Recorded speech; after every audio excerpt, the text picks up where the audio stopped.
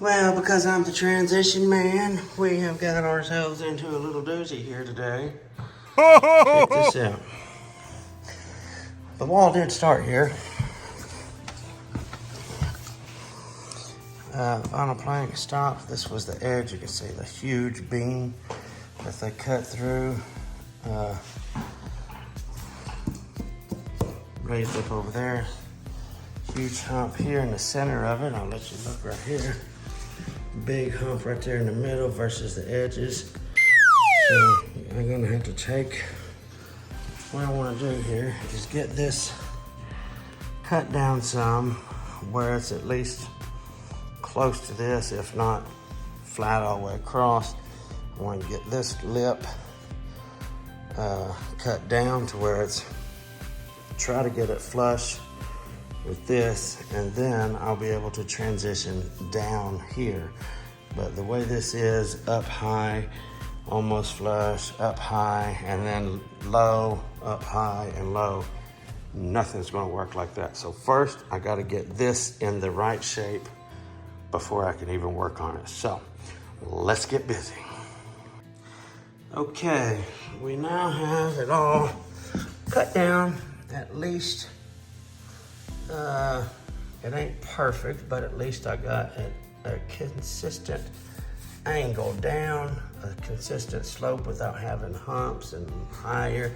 I got all this cut down flush with the top of that. So now I got just a flat spot about 1 inch over, and then the rest of this slopes down.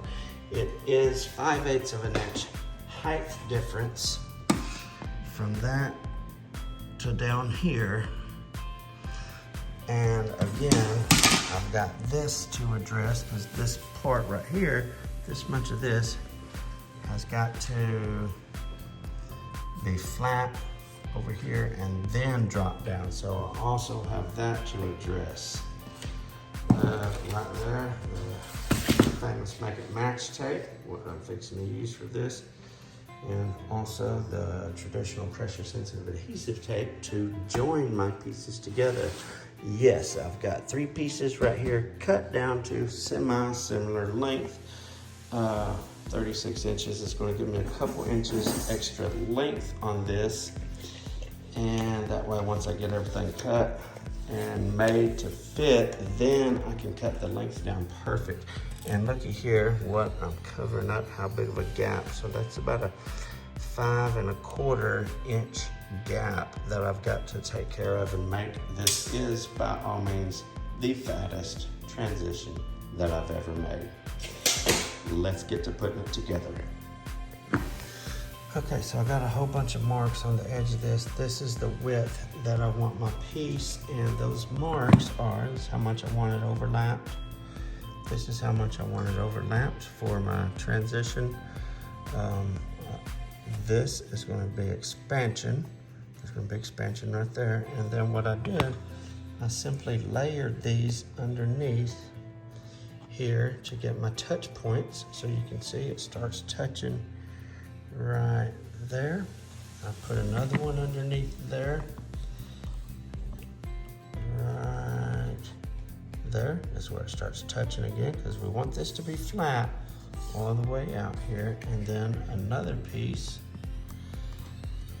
right there. Oops, I need to actually move that mark a little bit, looks like. We good there? Let me see here, I want to make sure. Okay, yep, so I need to move that up just a wee bit. Glad I checked that. So my mark is going to be about right here.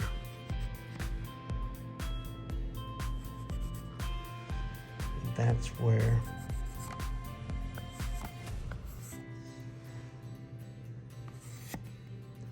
the plank here starts touching. And then 3 tile up, which what we got here is going to be enough to hold that. Still got that. Oh, that was raised up there. That's probably right. Anyway, 3 layers up is going to be enough to have this stable.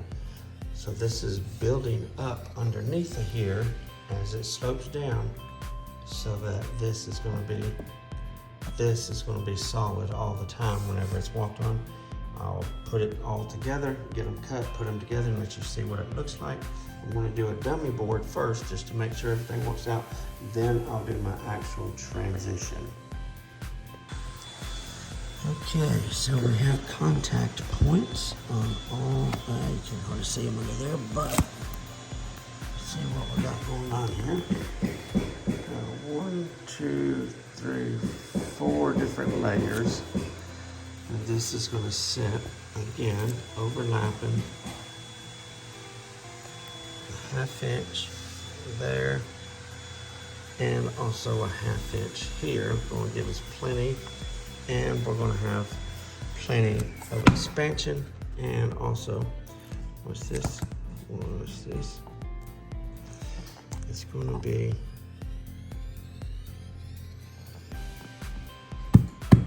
a super solid piece without movement or anything like that. Therefore, it's going to hold up and last a long time.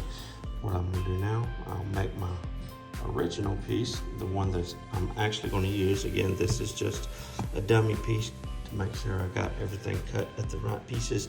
Now I will duplicate all of these cuts in a longer piece, something that'll actually fit, and bevel this out so that it'll taper up. I'll wrap it up and I'll show you the finished results. Oakley dokley. So this is it. This will be cut off. I actually had to do 2 peels on this. So wide, put a seam down it, but it turned out all right. I can't see it anywhere. Well, I mean, you can tell it's a seam, but it don't look like that. This will be cut off. Both the ends will be cut off. I still got this about 4 inches too big. But anyway, that be it. Overlap on the back, overlap on the front. I'll let you see it when I'm all done.